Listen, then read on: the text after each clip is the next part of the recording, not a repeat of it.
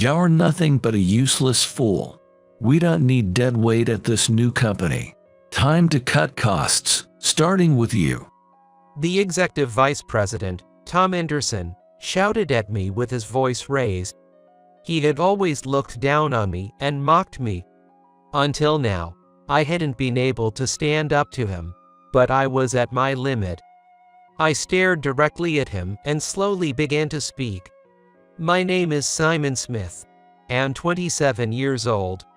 I work at a fairly well-known large corporation.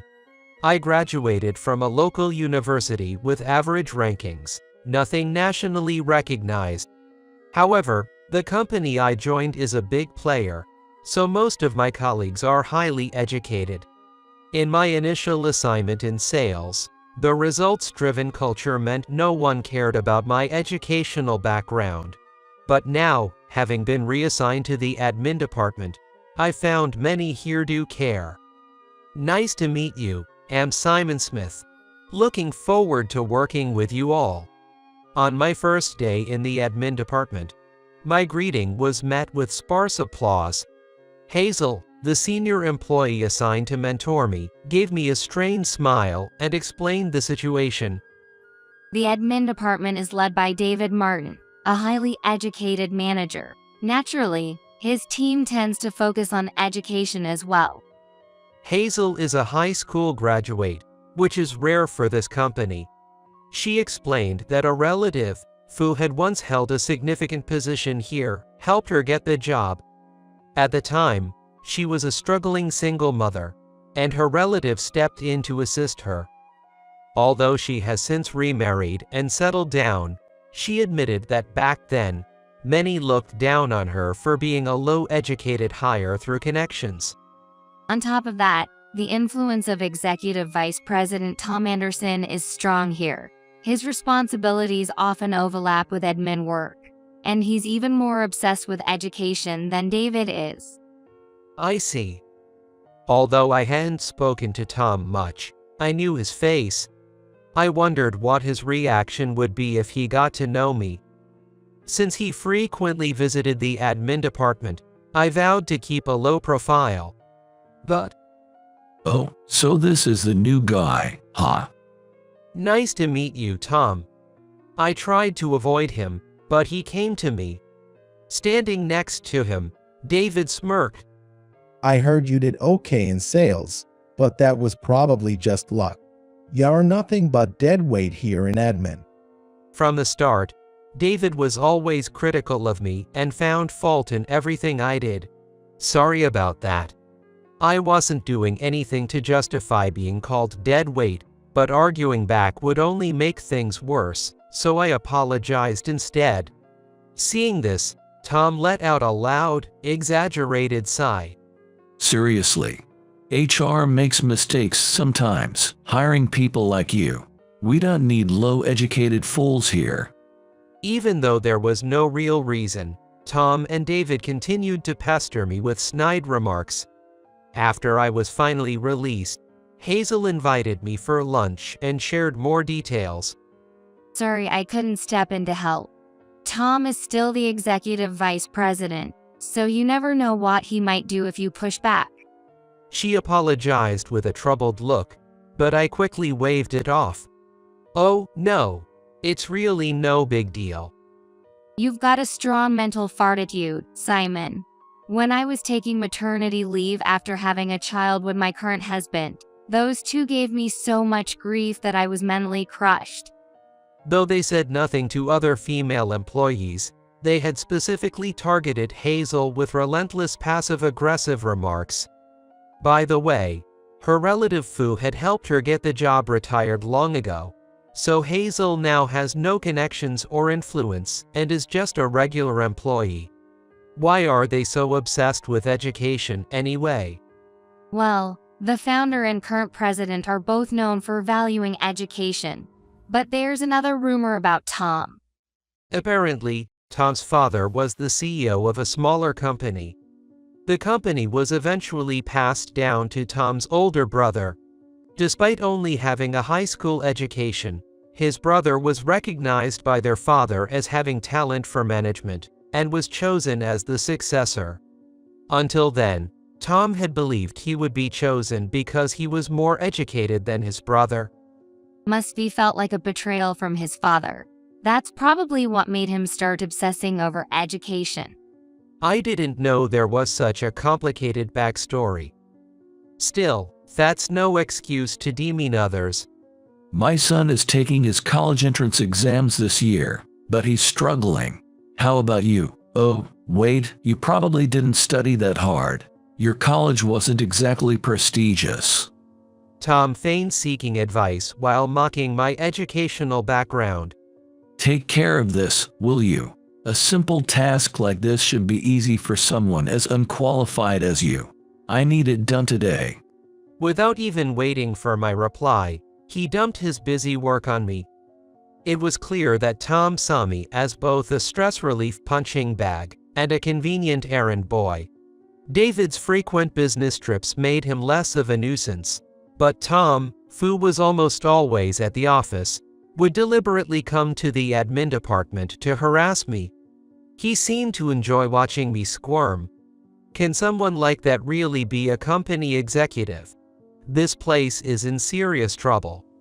I muttered bitterly, but it turned out the company was indeed in deep trouble. Recently, our company sold all its shares to another corporation CEO. We became a subsidiary of that company and announced plans for a management turnaround. As a result, the workload in the admin department skyrocketed. For the past few days, I've been carrying boxes filled with documents to various departments. Being the youngest in the admin department, I was assigned all the heavy lifting. Even during such a busy time, Tom made it a point to bother me. Well, looks like you're busy. Manual labor suits you. Why don't you transfer to a factory position? I heard there's an opening. Grinning slyly, he taunted me. Usually, I'd humor him, but today I was too swamped to deal with his nonsense. Yeah, sure, sorry, but am in a bit of a rush. Apparently, my dismissive response didn't sit well with him. Tom grabbed my arm roughly, his face irritated. Hey, don't walk away. Listen when I'm talking to you. Because of his sudden grab, I dropped the box I was holding. The documents inside scattered everywhere, and a bundle hit Tom's foot. Ouch, watch it. Already stressed, I snapped and retorted without thinking. You're the one who yanked my arm, Tom. Hearing that, his face turned red with rage. Are you blaming me? Because of your mistake, I got hurt. You're right. Hurt? You've got to be kidding. I couldn't help but show my exasperation. Seeing my reaction only made him angrier. Employees passing by stared at the commotion, their eyes wide with curiosity. No apology. Typical of a lowlife like you. Useless deadweight like you has no place in this new company. We're cutting costs. You're fired. Getting this mad over something so trivial. He's like a child, I thought. I couldn't believe I'd been taking orders from someone like him all this time. Suddenly, everything seemed ridiculous, and I found myself saying, "Well, isn't that a coincidence?" I couldn't agree more. What? It'll soon become clear who's the real dead weight in this company. Ignoring his loud complaints, I quickly picked up the scattered documents. Tom kept pestering me, but I shot him a glare and said, "If you're going to fire me, go ahead. I'm busy, so excuse me." With a firm tone, I walked away. Even Tom seemed taken aback, standing there stunned as he watched me leave. The next day, both Tom and I were present at a board meeting. Tom was in his usual seat, while I stood beside the newly appointed shareholder and CEO of a major corporation, Billy Smith. Tom, the current president, and other board members stared at me, their expressions demanding to know why I was there. Then CEO Billy spoke. Let's begin the board meeting. I imagine some of you are curious, So let me clarify. This gentleman here is assisting me. Let's proceed with the meeting. I gave a polite nod and smiled at the board members. While some looked unsatisfied, their faces changed to shock at Billy's next words. Well, I'd like to start the meeting. But first, all board members are fired effective immediately. What? Tom was the first to exclaim in disbelief. Other board members looked confused or stood in stunned silence. Sir, what are you saying? Billy fixed Tom with a stern gaze. This company is plagued by elitism. My company has no room for such a mindset.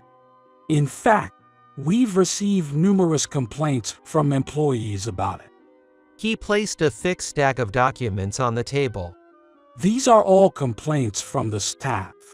While the founder and current president may have fostered this culture, that doesn't excuse making employees miserable. His sharp words made the current president, Tom, and other board members who had targeted employees with elitist attitudes avert their eyes. Billy then turned to me and gave a small nod. I nodded back at him. At my father. Yes, Billy Smith is my father. He's the CEO of one of the top companies in the country. To prepare as his successor, I had joined a different company to gain experience. However, when that company faced financial trouble, my father decided to buy it out. Our family's corporation boasts industry-leading production capacity with numerous factories nationwide, and my father had long aimed to bring this company under its umbrella. Now, with the acquisition complete, his plan had succeeded. I had been educated by my father since I was a child, and though it might sound arrogant, I achieved decent results. There was a reason I chose to attend a local university. When I was in high school, my mother fell ill. She required long-term hospitalization, so I focused on a university near the hospital. By attending that university, I could quickly be by her side if needed and visit her every day. For me, academic credentials weren't a top priority. I had already learned everything necessary from my father, and I didn't see any point in being overly concerned about university rankings. My father, who also didn't prioritize academics, supported my decision, saying he'd feel better knowing I was close to my mother. By the way, my mother has since fully recovered and is living a healthy life now. While I don't dismiss the importance of education, the obsession with it at this company is abnormal. There are likely many reasons for the company's poor performance, but I believe its excessive focus on academic credentials is part of the problem. I reported everything that had happened at the company to my father. During my time here, I witnessed many instances where capable employees were denied opportunities due to their educational background. There were also several employees who were ridiculed by their highly educated colleagues and ended up under constant stress. Determined to change this environment, I conducted independent interviews with employees and reported everything to my father.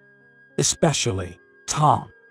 Hearing his name, Tom flinched visibly. There have been numerous complaints about you. Some even claim employees have quit because of you. There's also a report that you've been harassing staff. For the record, I wasn't the one who reported this.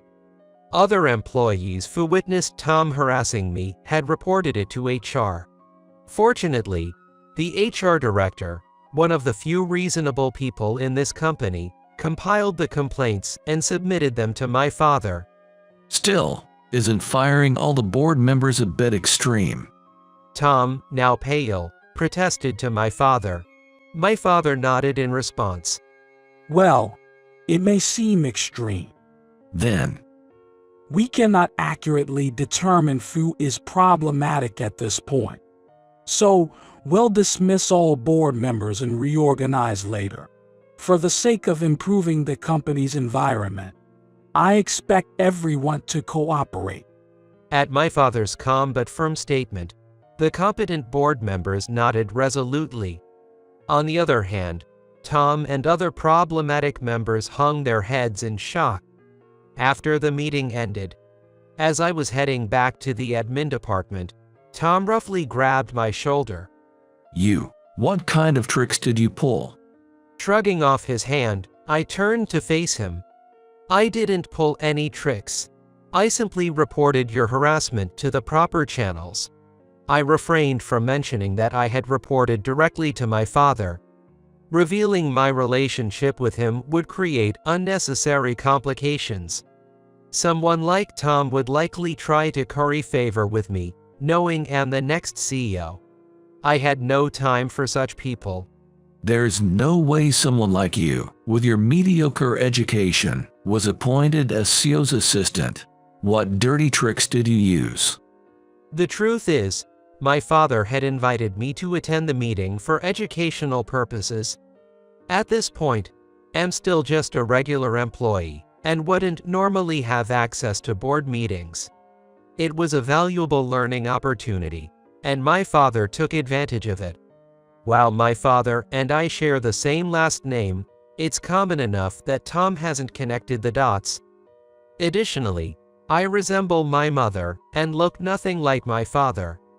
Not that Tom has the composure to notice such things right now. Anyway, if you're close to CEO, you'd better put in a good word for me. A good word? About what? Tell him I never harassed you.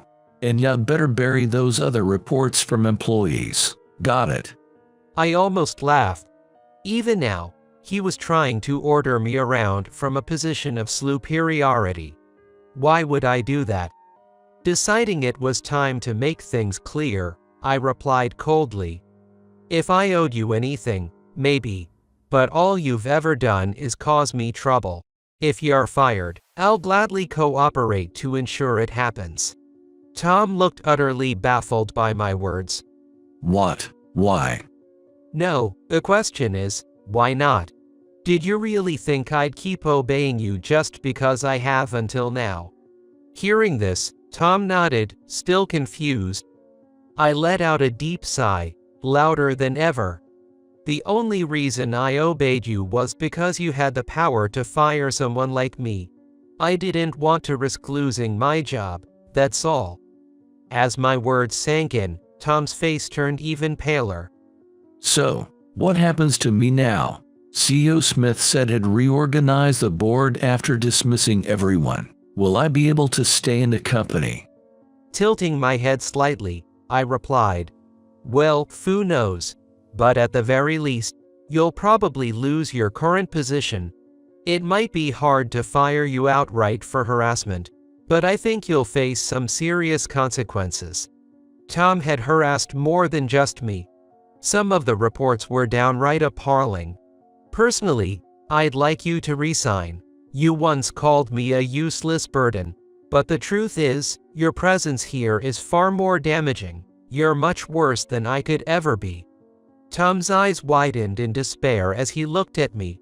Whatever happens from now on, it's all the result of your own actions. You brought this on yourself. Those words seemed to be the final blow. Tom collapsed weakly to the ground. After this, as my father had declared, the board was reorganized. The current president was ousted, and a competent vice president was promoted to the role of president. Problematic board members were stripped of their positions and faced severe penalties, including demotions. Some were even forced out under the guise of voluntary resignation. Tom was one of them. How did you pull it off? I thought Tom would cling to his position no matter what, especially with his son's college expenses coming up. My father, with a solemn expression, simply replied, You're not ready to know. I couldn't begin to imagine what methods he used. In time, I'll learn from him at my own pace. As for David, one of Tom's loyal followers, he was reassigned to another department, bringing peace to my workplace. Hazel, one of the victims, expressed her relief and joy at the improved work environment. She's an incredibly skilled employee, and I hope she continues to thrive here for years to come. As for me, I'll keep honing my skills at this company, striving every day to become a person worthy of succeeding my father as the next CEO.